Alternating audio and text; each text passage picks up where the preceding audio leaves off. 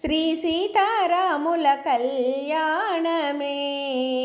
ఈ మాంగళ్య ధారణ మన కోసమే.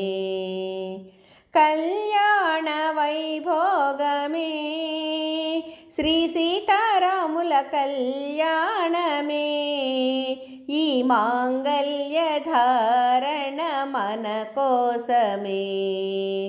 కళ్యాణ వైభోగమే. జరిగింది అప్పుడు త్రేతాయుగము, ఇప్పటికి సృష్టిలో కనువిందేను. జరిగింది అప్పుడు త్రేతాయుగమును,